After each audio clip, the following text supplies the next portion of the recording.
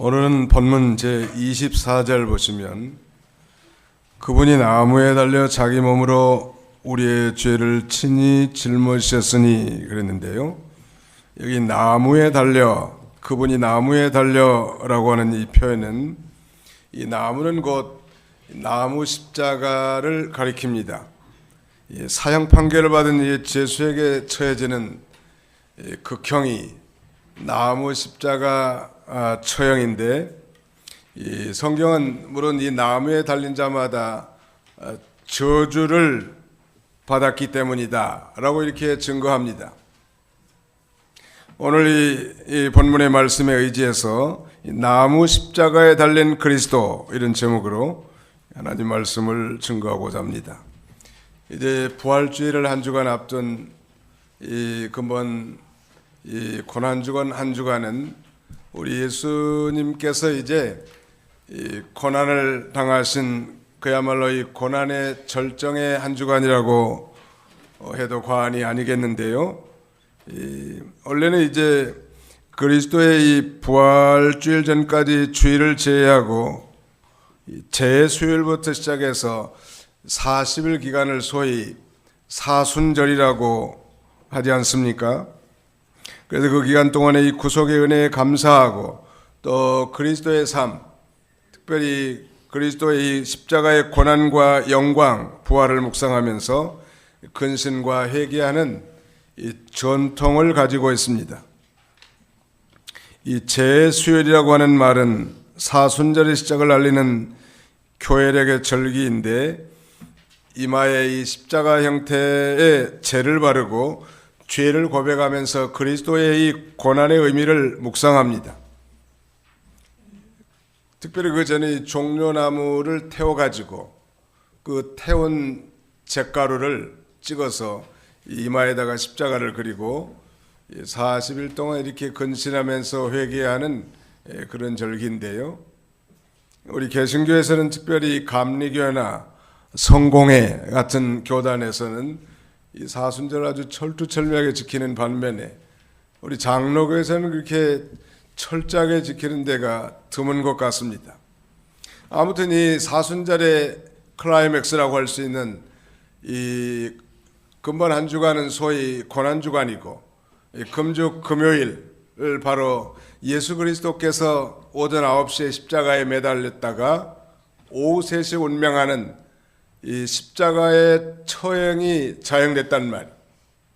자, 그렇다면 이 십자가에 달린 예수 그리스도, 특별히 나무 십자가에 달린 예수 그리스도, 말씀드린 대로 나무에 달린 자마다 무릇 저주를 받았다고 했는데, 그리스도께서 도대체 무엇 때문에 이 저주의 죽음을 죽을 수밖에 없었는가? 이 나무 십자가에 달린 이 말하자면 그리스도의 이 나무 십자가에 달린 목적이 무엇인가? 이거에 대해서 오늘 말씀을 상고하면서 증거하고자 합니다. 오늘 주보를 참조하시면 오늘의 말씀 요약에 그리스도께서 친히 나무에 달려 고난을 당하시고 저주의 죽음을 죽으신 목적 4가지를 서술해 놨는데요. 우리 거기 한번 같이 따라서 해보겠습니다. 자기의 몸으로 우리의 죄를 친히 짊어지심.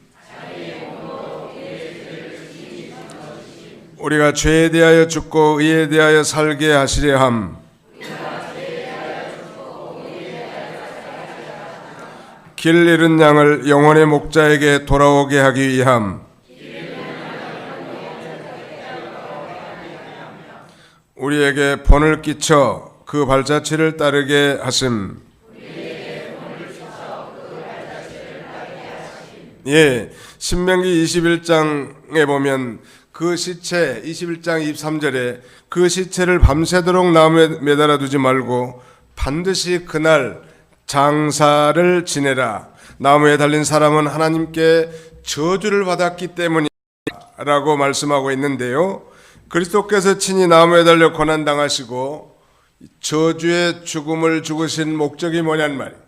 그 첫 번째가 바로 자기 몸으로 우리의 죄를 친히 짊어지시기 위한 것입니다. 우리가 다 아는 대로 예수님께서는 소위 불의한 종교 권력과 정치 권력이 결탁해서 이 불의한 재판관 빌라도의 공의롭지 못한 재판으로 사형 판결을 받아 저 저주의 나무의 십자가에 달려 죽으신 것입니다. 그러나 그 배후의 이 섭리를 보면 실상 예수님은 타의가 아니라 이 땅에 죽기 위해서 오셨고 하나님이 내신 인류를 죄에서 구원할 구원 계획이셨던 것입니다. 여기 나무에 달렸다고 하는 것은 그리스도께서 바로 나무로 된 형틀에 달리신 것을 가리키는데요. 로마 제국 시대뿐만 아니라 그 주변 근동에서도 십자가 처형이 있었다고 하는데, 특별히 로마 제국하에서 당시에 이스라엘이라는 나라, 유다 나라는 로마의 식민지였기 때문에 이 로마법의 적용을 받는데, 로마 제국하에서의 십자가 처형은 로마 시민이 아닌 식민지국 노예민이라든지 극한 형벌을 극한 죄를 범한 그런 죄인이나 강도들, 도둑들, 이런 자들을 처형하기 위한 사형틀이라는 말이에요. 사람을 죽이는 형틀에 지나지 않았습니다. 그런데 바로 죄가 없으신 예수님께서 그 저주의 나무의 십자가에 달려 죽으신 것은 오늘 저와 여러분들의 죄를 친히 짊어지시기 위함이라고 오늘 사도 베드로는 성령으로 담대하게 증거합니다. 나무에 달렸다고. 베드로 사도는 초대교회의 서슬퍼런 종교 권력 앞에서도 담대하게 하나님 앞에서 사람의 말을 듣는 것보다 하나님의 말씀을 듣는 것이 당연하지 않느냐고. 너희가 바로 그 나무에 달아 죽인 예수를 하나님이 살리셨다고 당당하게 그렇게 복음을 증거하지 않습니까? 자, 우리 갈라디아 3장 13절을 다 같이 한번 찾아서 통독하겠습니다. 갈라디아서 3장 13절입니다. 그 앞으로 좀 넘어가서 갈라디아서 제3장 13절을 찾아서 같이 통독하겠습니다. 시작. 그리스도께서는 우리를 위하여 저주받은 바 되셔서 율법의 저주에서 우리를 속량하셨으니 나무에 달린 자마다 저주를 받았다라고 기록되었기 때문이다. 바울은 이 갈라디아 교회 보낸 이 편지에서 그리스도께서 우리를 위하여 저주를 받았다고, 그래서 율법의 저주에서 우리를 속량했다고 말하면서 신명기 21장 23절의 말씀을 그대로 인용합니다. 나무에 달린 자마다 저주를 받았다라고 이렇게 인용하고 있습니다. 바로 예수님께서는 그의 죽음은 유태의 한 젊은 의로운 청년의 죽음 정도가 아니고 인류를 구원하기 위한 하나님의 그 위대한 계획의 일환으로 소위 이 나무 십자가에서 대속적 죽음을 죽으신 거예요. 즉 저와 여러분들을 대신해서 자신이 죄를 짊어지시고 십자가 처형을 당하신 것입니다. 우리가 익히 아는 대로 이사야 53장은 소위 메시아의 순환장이라고 합니다. 우리가 잘 외우는 대로 그가 찔림은 우리의 허물을 인하며 그가 상함은 우리의 죄악을 인함이라. 그가 징계를 받음으로 우리가 평안을 누리고 그가 채찍에 맞음으로 우리가 나음을 입었도다. 그가 채찍에 맞음으로 우리가 나음을 입었도다 라고 하는 이 나음이라고 하는 것은 육체적 치료라기보다는 바로 이 모든 죄로부터 용서함을 받았음을 우리에게 가르쳐 주는 것입니다. 사랑하는 성도 여러분, 모든 인류는 자기들이 원하든지 원치 않든지, 아니 인식하든지 인식하지 않든지 아담의 후손으로 태어났기 때문에 태어날 때부터 죽을 병과 같은 치명적인 질병을, 죄의 질병을 가지고 태어납니다. 그래서 우리는 사실 태어나면서부터 저 죽음을 향해서 전력 질주하는 마라토너와 같은 자들이죠. 이 가운데 아무도 죽지 않을 사람은 아무도 없을 거예요. 그런데 그 죽음의 원인이 바로 죄란 말이에요. 그런데 그 죄를 대신 짊어지시기 위해서 예수님께서 그 저주의 십자가를 친히 몸소 자신이 지신 거예요. 놀라운 일이죠. 그러므로 바울 사도는 이 갈라디아 교회에 보내는 편지 말미에서 그렇게 말하지요. 그 저주의 십자가가 자신에게는 자랑의 십자가가 되었다고. 그러므로 내게는 우리 주 예수 그리스도의 십자가 외에는 결코 자랑할 것이 없나니 그리스도로 말미암아 세상이 내게 대하여 못 박히고 나도 또한 세상에 대하여 그러하니라. 어떻게 그 저주의 치욕스러운 십자가가 바울 사도에게는 자랑의 십자가가 되었는가?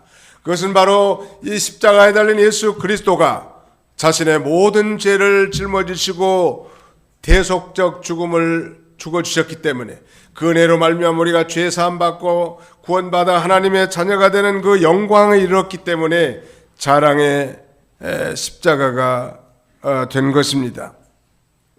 그러므로 오늘날도 우리는 이미 예수 그리스도를 자신의 구주로 믿었다고 한다면 우리 과거와 현재와 미래의 모든 죄는 용서받았지만 여전히 우리 육신의 부패성, 즉 부패적인 성품을 가지고 있기 때문에 하나님의 뜻대로 온전히 행하지 못한 허물과 죄에 대해서도 저 2000년 전에 십자가에 달린 예수 그리스도의 보혈의 공로에 의지해서 진정으로 자백하고 회개하기만 한다면 우리의 모든 죄가 깨끗하게 씻음받고 정결함을 얻어 하나님의 자녀로서 당당하게 우리가 살아갈 수 있는 것입니다. 이를 위해서 바로 예수님께서 저주의 나무 십자가에 달리신 거예요.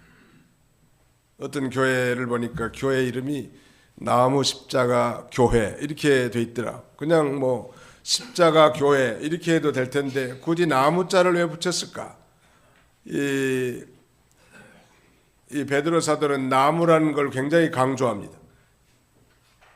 오늘 이 베드로 전서에도 있지만 그가 이 복음을 증거하면서 서슬퍼런 종교 권력 앞에서도 당당하게 너희가 나무에 달아 주겠다고, 그런데 우리 하나님께서 다시 살리셨다고도 말하고, 또 저 이방인 고넬료 백부장 집에 가서 전도할 때도 그들이 예수를 나무에 달려 죽었는데 우리 하나님께서 살리셨다고, 이 나무라는 걸 굉장히 강조하는데 그것은 바로 우리 주님이 저주의 죽음을 죽으셨다는 거예요.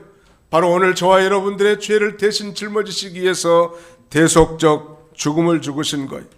우리는 이 고난주간을 시작하는 이 첫날에 우리 주님의 이 고난의 의미를 깊이 묵상하고, 아니 우리가 적극적으로 억만번이라도 그리스도의 고난에 참여하고, 아니 적극적으로 그 구속의 은혜에 감사하면서 우리가 한 주를 보내야 할 것입니다. 그리고 마침내 우리가 거룩한 이 성찬 예식에 참여해야 되지 않겠습니까?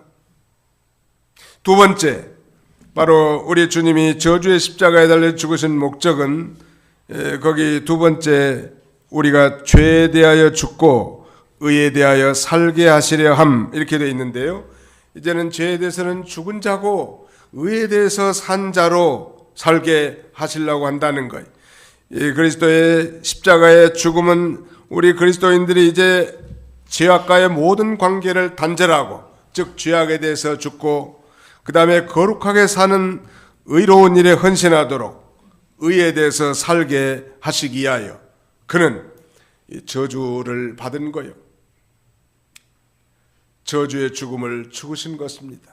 만약에 그걸 진정으로 믿는다면 오늘 우리 그리스도인들이 이제 우리 자신들의 몸을 이제 더 이상 불의의 병기로 드리는 자들이 돼서는 안 될 것입니다. 이제는 우리가 이 몸으로 정말 의의 병기로서 거룩하신 하나님의 뜻을 준행하는 자들이 되어야 되지 않겠습니까? 바울은 이 로마서를 기록해서 로마에 보내는 이 편지를 이렇게 구성합니다. 로마서는 총 16장, 16장으로 되어 있는데 1장부터 11장까지는 교리에 대해서, 그 다음에 12장부터 마지막 16장까지는 실천, 즉 적용에 대해서 기록하고 있습니다. 그 교리의 핵심은 이신칭의, 즉 믿음으로 말미암아 의롭게 되고 구원을 한다는 그런 진리예요. 이방인이나 유대인이나 누구든지 이 여호와 하나님의 죄로 말미암은 진노 가운데 있지만 하나님이 보내신 독생자 예수 그리스도를 믿음으로 의롭게 되고 믿음으로 구원을 받게 될 것을 선포한 다음에, 그렇다면 정말 믿음으로 의롭게 되고 구원받은 자라면 이제 어떻게 살아야 될 것인가를 로마서 12장 1절 이하에 그러므로 라고 이렇게 시작하죠. 그러므로 형제들아, 내가 하나님의 모든 자비하심으로 너희를 권하노니 너희 몸을 거룩한 산 제물로 드리라. 이는 너희의 드릴 영적 예배니라. 너희는 이 세대를 본받지 말고 오직 마음을 새롭게 함으로 변화를 받아 하나님의 선하시고 기뻐하시고 온전하신 뜻이 무엇인지 분별해서 살라고 우리에게 그렇게 가르치고 있지 않습니까? 우리는 흔히 하나님 앞에 기도하면서 지난 한 주간 동안에 하나님의 뜻대로 살지 못했다고, 아니 하나님의 말씀대로 살지 못했다고 실패를 자인하면서 회개하는 기도를 합니다만, 물론 그것도 필요하고 중요합니다. 그러나 늘 그 자리에 머물러 있어서는 안 될 거예요. 왜? 우리는 예수를 믿고 구원받아 성령을 선물로 받은 새로운 사람, 새 생명을 얻게 됐습니다. 그럼 우리의 중생한 새 생명, 거듭난 영이 성령의 인도를 따라 이제 새로운 삶, 의롭고 거룩하고 진실한 삶을 살 수 있음에도 불구하고 전혀 그런 의식조차도 하지 않고 여전히 다람쥐 쳇바퀴 도는 것처럼 반복적인 불의한 삶, 거짓된 삶, 죄 짓는 삶을 산다면 이 하나님 아버지께서 기뻐하실 이유가 없단 말이에요. 의인은 7전8기라고 했는데 7번 넘어지더라도 8번째 일어설 수 있지 않겠습니까? 주님, 나는 비록 약하고 아무것도 할 수 없지만 하나님은 모든 걸 할 수 있고 하나님이 도와주시면 할 수 있을 줄 믿습니다 하는 그런 믿음을 가지고 하나님의 뜻을 실천하려고 할 때 하나님은 도와주실 거라. 또 우리는 그 일을 능히 행해 나갈 수 있을 거예요. 우리가 예수 믿기 전엔 사실 0.001%도 의롭게 살 수 있는 근거가 없어요. 만물보다 심히 부패한 것이 사람의 마음이라고 했고 인간의 의는 다 더러운 옷과 같다고 성경은 증거합니다. 그러나 아무리 죄 많고 허물 많은 인생이라도 예수님을 믿고 성령을 받은 자라면 이제 우리가 새로운 인생을 살 수 있단 말이에요. 얼마든지. 날마다 우리의 몸을 이제 산 제물로 하나님 앞에 드리는 삶이 중요해요. 여러분의 몸을 어디에다가 드리는가? 불의의 병기로 드리는가? 아니면 의의 병기로 하나님 앞에 드리는가? 하나님을 순종하는가? 불의에 순종하는가? 우리는 이제 의인이라는 사실을, 그리스도 안에서 의인이라는 사실을 인식하는 거예요. 나 같은 게 무슨 의인인가? 이렇게 생각하는 건 아직도 불신앙이에요. 패배의식에 사로잡혀서는 안 된다는 말. 우리가 육신의 부모라도 또 가난하고 가진 것이 없고 어려운 형편에 산다 할지라도 우리 자녀들이 꿋꿋하게 믿음으로 하나님을 섬기면서 자신의 일을 최선을 다하면서 정말 살아가는 모습을 우리 부모가 기뻐하시지 않겠습니까? 근데 예를 들어서 자녀들이 말이요 한숨이나 푹푹 쉬면서 엄마, 우리는 태어날 때부터 흙수저지, 우리는 해도 안 되는 족속들이야, 그저 이렇게 적당하게 살다가 인생 끝내야 되지 않겠어? 그렇게 만약에 우리 자녀들이 입에서 그런 말이 나온다면 부모가 정말 가슴이 아플 거라. 우리 하나님이 마찬가지예요. 여러분, 이제 예수님이 저주의 죽음을 죽으면서까지도 우리를 구원해 주시고 하나님의 사람으로 의인으로 만들어 놨는데 여전히 죄 가운데 몸담고 죄의 욕망을 따라 육신의 죄 있는 본성을 따라서 순종하고 몸을 거기다가 내던진다면 영의 아버지께서 어찌 그걸 기뻐하시겠는 말이에요. 정말 믿음으로 살다가 육신이 연약해서 어쩌다가 저쩌다가 실패하고 쓰러진 것은 그래도 하나님이 이해라도 한다고 하지만 의지적이고 정말 고질적인 습관을 가지고 죄를 반복해서 짓고 하나님을 거슬려 나간다면 하나님이 슬플 것 같아요. 인간의 입장에서 볼 때 어째서 너는 그렇게 사느냐? 얼마든지 용기 백배하게 힘있게 살 수 있지 않겠어요? 비록 흙수저로 태어났고 가난하고 가진 것이 없다 할지라도 최선을 다해서 일하고 최선을 다해서 자기 맡겨진 일에 열심을 하면서 하나님을 섬긴다면 하나님이 복 주실 것을 믿고 힘있게 살아가는 걸 하나님이 기뻐하시겠지. 그 반대로 산다면 하나님이 기뻐하시지 않을 거라고. 자, 우리 로마서 6장 11절을 한번 펴봅시다. 로마서 6장 11절 로마서 6장 11절 같이 한번 읽어봅시다. 시작. 이와 같이 너희도 너희 자신을 죄에 대하여는 죽은 자이고 그리스도 예수님 안에서 하나님께 대하여는 산 자로 여겨라. 여기 마지막 동사가 중요해요. 여겨라가 중요하다. 이와 같이 너희도 너희 자신을 죄에 대하여는 죽은 자이고 그리스도 예수님 안에서 하나님께 대하여는 산 자로 생각하라는 거예요. consider라고 하는 건 고려하다, 생각하다 그런 말 아닙니까? 예수 믿고 구원받은 하나님의 자녀들은 이제 죄에 대해서는 죽은 자고 의에 대해서, 즉 하나님에 대해서는 산 자란 말. 즉 그러므로 이제 의에 대해서 새로운 삶을 살아가도록 우리에게 촉구하는 거예요.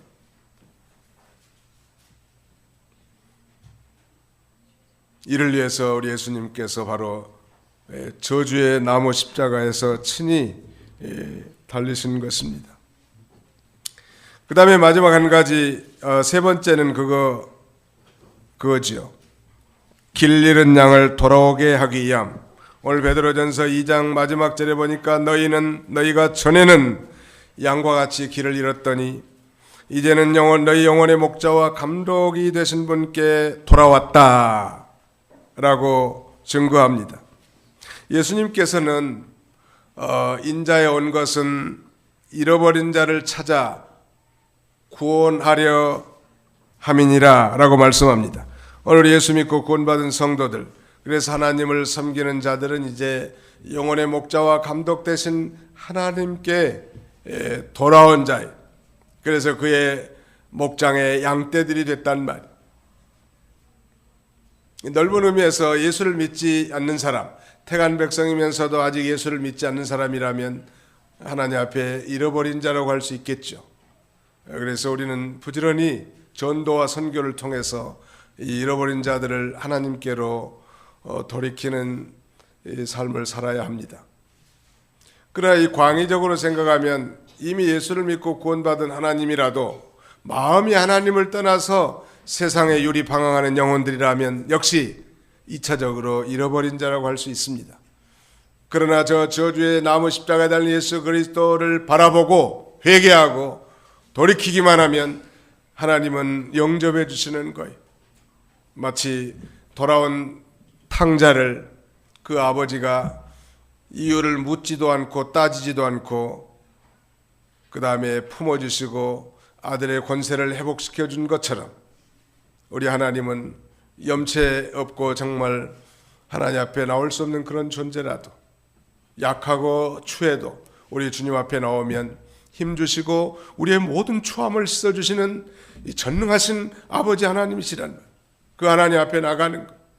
우리 하나님은 그래서 우리 안에 들어와서 목자 되신 여호와 하나님의 그 친밀한 인도하심과 보호하심 그리고 승리의 삶을 살기를 원하시는 거예요. 믿으시면 아멘 합시다. 우리는 하나님의 목장의 양떼들입니다. 시작. 우리는 하나님의 목장의 양떼들입니다.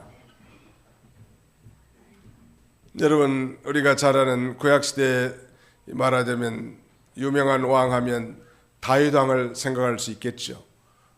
다윗 왕은 그가 왕이 되기 전에 아버지 이새의 젖나는 양떼를 기르는 목동이었습니다. 그러므로 이 목동이 양에 대한 이 감각, 목동이 정말 친절하고 자비롭게 베푸는 그 양떼들에 대한 이런 배려심, 이런 것들을 누구보다도 잘 인지한 인물이에요. 그리고 후에 그는 성령으로 시편 23편을 이렇게 노래합니다. 여호와는 나의 목자시니 내가 부족함이 없으리로다. 그가 나를 푸른 초장에 누이시며 실만한 물가으로 인도하시는도다. 내 영혼을 소생시키시며 자기 이름을 위하여 의의 길로 인도하시는도다. 내가 사망의 음침한 골짜기로 다닐지라도 해를 두려워하지 않을 것은 주께서 나와 함께 하심이라. 여호와는 나의 목자시니 The Lord is my shepherd. 주님이 자신의 목자라는 거예요. 마치 자기가 아버지 양떼를 기르면서 자상한 배려심과 친절함으로 자기 양떼를 길렀던 것처럼 천지를 창조하신 전능하신 여호와 하나님께서 내 인생의 목자가 되어서 내가 환난 가운데 어려운 가운데 있을 때에도 나를 보호하시고 인도하시고 지키시고 승리케 하신 하나님이라고 그렇게 고백합니다. 오늘 예수 그리스도께서 2000년 전에 저 갈보리 언덕에 높이 들린 저주의 나무 십자가에 달리신 목적은 바로 길 잃어버린 양떼 같은 우리들을 영혼의 목자와 감독 되신 이에게 돌아오게 하시려고 친히 나무에 달려 저주의 죽음을 죽으신 거예요. 우리는 그 고난을 기억하면서 한 주간 동안 그 고난의 의미를 되새기고 또 그 예수 그리스도의 고난의 억만본질이라도 참여하는 그런 계기로 우리가 삼아야 하지 않겠습니까? 양이라는 짐승은 참 순진하기는 한없이 순진하기는 하지만 미련하는 게 특징이에요. 보통 동물들은, 보통 짐승들은 다 이 집 밖에 내놔도 자기 집을 스스로 걸어서 찾아옵니다. 개라든지 말, 소 이런 짐승들은요, 고양이도 마찬가지. 근데 이 양은 집 밖에 내놓으면 자기 집을 못 찾아. 그렇게 어리석은 존재란. 그래서 교인들이 양떼로 비유되는데 시험에 들면 스스로 잘 안 나와. 그러니까 반드시 뭘 가요? 신방을 가는 거예요. 그래서 신방 가는 거예요. 목사님, 우리 집은 절대 신방 오지 마세요. 아무리 그래도 갈 집은. 오지 말라고 해도 가. 또 오라고 해서 반드시 가는 건 아니에요. 가야 할 집은 반드시 가는 거예요. 왜? 스스로 돌이켜서 올 수가 없는 게 양이란 말이에요. 그래서 뭐 가까운 이 친구라든지 신앙의 동료들이 권면해서 다시 일어서서 신앙생활 많이 해요. 여러분이 그래서 이 그리스도 안에서 이 권면이라는 건 대단히 중요합니다. 성경은 매일 피차 권면하라, encourage, 격려하고 권면하는 거예요. 이 피차, on another, 이 서로 권면하는 거예요. daily, 매일 encourage on another daily, 매일 피차 권면하라는 거예요. 어떤 성도들이 시험 들었을지, 어떤 성도가 또 낙심에 처해 있을지, 어떤 성도가 정말 병이 나가지고 어려움을 당하는지 매일 주님의 사랑으로 권면하고 이끌어줄 때 우리가 살 수 있는 그런 존재들이. 이를 위해서 예수님은 2000년 전에 바로 저주의 죽음을 죽으셨고 십자가로 구속을 완성해 놓으신 거예요. 다 이루었다. It is finished. 완전하게 구속을 성취했단 말이에요. 그러므로 누구든지 저 높이 달린 십자가를 바라보고 주님 앞에 돌아오기만 하면 우리 주님은 따뜻한 품으로 영접해 주시고 다시 자녀로서 회복시켜서 이 생명의 길을 걸어가도록 우리를 이끌어 주시는 이 주님이십니다. 마지막 결론 한 가지는 그거예요. 네 번째로 언급을 해놨습니다만 우리 예수 그리스도께서 고난당하신 것은 그 고난의 본을 우리들에게 끼쳐서 예수님과 같은 그 고난의 발자취를 따라오게 하는 것입니다. 사랑하는 성도 여러분, 성경은 우리가 그와 함께 영광을 받기 위하여 고난도 함께 받아야 할 것이니라 라고 말씀하고요. 또 그리스도를 위하여 우리에게 은혜로 주신 것은 다만 그를 믿을 뿐만 아니라 그를 위하여 고난도 함께 받아야 할 것이니라. 너희 중에 고난당한 자가 있느냐? 저는 기도할 것이요. 너희가 하늘나라에 들어가려고 하면 많은 환난과 고난을 당해야 할 것이니라. 즉 우리 그리스도인들의 이 순례의 여정에는 고난이 배제된 것이 아닙니다. 예수 믿는다고 만사 형통이 아니란 말. 고난도 우리에게 우리 몫에 태인 거예요. 생각한데 그러나 현재의 고난은 장차 나타날 영광과 좋게 비교할 수 없다고 성경은 그렇게 증거하면서 오늘 여러분들 가운데서도 혹시 질병으로 아니면 사업의 실패로, 자녀들의 탈선으로, 아니면 직장의 퇴출로, 아니면 정말 인생의 이 곤고한 심령으로 고난 중에 있다 할지라도 그 고난의 주님을 바라보면서 주님 앞에 나오시기만 하면 이 고난은 축복으로 바뀌어질 줄로 믿습니다. 그래서 어떤 신학자는, 유명한 신학자는 고난은 이 변장된, 위장된 축복이다 라고 이렇게 설명한 사람이 있어요. 그리스도인에게 있어서 이 고난은 위장된 축복이라는 거예요. 고난 가운데서 더욱 하나님을 찾게 되고, 잃어버렸던 신앙을 다시 회복하게 되고, 정말 죄를 회개하게 되고 하나님을 가까이 하게 될 때는 정작 고난의 시기거든요. 그러므로 이 배드 타임, 인생에 있어서 이 배드 타임은 블레싱 타임이라는 사실을 결코 잊지 않아야 합니다. 정말 고난 가운데 더욱 하나님 앞에 가까이 나아갈 수 있기 때문입니다. 자, 말씀을 맺겠습니다. 바로 우리에게 그 고난의 본을 끼쳐서 예수님께서는 그 발자취를 따라오라는 거예요. 여러분, 우리가 예수님의 제자라고들 말하고 우리가 예수님을 따라간다고 말한다면 고난의 주님을 배제하고 따라갈 수는 없을 거예요. 우리 주님이 이런 모진 고난을 당했다고 한다면 제자된 우리도 당연히 주와 복음 그리고 선한 일을 위해서 마땅히 고난을 당해야 되지 않겠습니까? 오늘 시간 관계상 설명은 안 했습니다만 이 본문에는 세 가지 종류의 고난이 등장합니다. 그 첫 번째가 이 부당하게 당하는 고난, 즉 애매하게 당하는 고난인데, 그럴 때라도 하나님을 생각하고 참으면 아름답고 은혜가 된다는 것. 그러면서 죄를 짓고 매를 맞으면 무슨 칭찬이 있겠는가? 두 번째 고난은 죄로 말미암은 고난인데, 보통 사람들이 고난당하는 것은 대개 다 죄로 말미암은 고난이 많이 있지요. 이 죄를 짓고 매를 맞으면 무슨 칭찬이 있겠냐는 말. 도리어 선을 행함으로 당한 고난이야말로 하늘 아래 위대한 상급이 있지 않겠느냐고. 바로 예수님은 그 선을 위한 것, 하나님의 뜻을 위해서 저주의 십자가를 이 외면하지 않고 스스로 자초하여 짊어지시고 인류의 구속을 완성하신 거예요. 그렇다면 오늘 우리도 예수님의 고난을 본받아서 그 고난의 자취를 따라가야 되지 않을까요? 아니, 평소에는 그럭저럭 지냈다 할지라도 정말 고난주간이라도 금식 기도도 하고 정말 이 특별 새벽 기도도 참여하고 정말 하나님의 몸된 교회의 모든 지체들을 되돌아보기도 하고 병자들, 환자들, 요양 중에 있는 자들도 살펴보고 정말 이 고난 기간에 그걸 참여한다면 아마 우리 주님이 기뻐하실 거라고 생각됩니다. 이러니 이 고난주간의 이 고난의 의미를 깊이 묵상하고 참여하고 영광의 부활에 참여하는 그런 저와 여러분들이 다 되시기를 주님의 이름으로 축원합니다. 기도합시다. 거룩하신 우리 아버지 하나님, 감사합니다. 한 주간 동안도 주의 은혜 가운데 품어주셨다가 오늘 사랑하는 권석들을 원근각지에서 불러주시고 이 고난주간 첫날에 이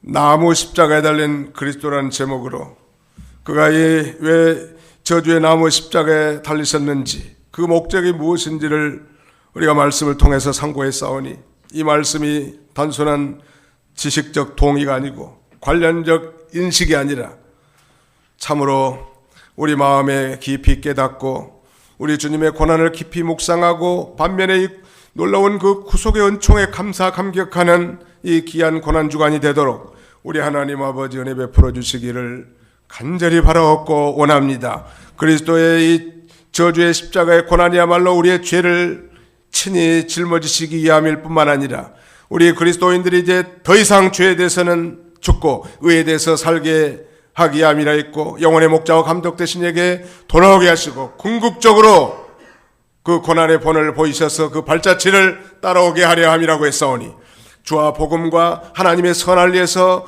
고난당하는 것을 슬퍼하게 여기지 않게 해주시고 도리어 주님의 제자로서 자부심을 가지고 많은 영혼들 참으로 하나님의 몸된 교회를 참으로 받들어 나가고 세워나가는 이 그리스도의 남은 고난에 참여하는 우리 모든 성도들이 다 되게 하여 주옵소서. 그러므로 영광의 구원과 부활에 참여하게 해주시고 또 거룩한 성찬의식을 경건함과 거룩함으로 참여하는 복된 주간이 되도록 우리 하나님 아버지 은총을 나려 주옵소서. 육신의 질병으로 특별히 고난 중에 있는 형제들도 있사오니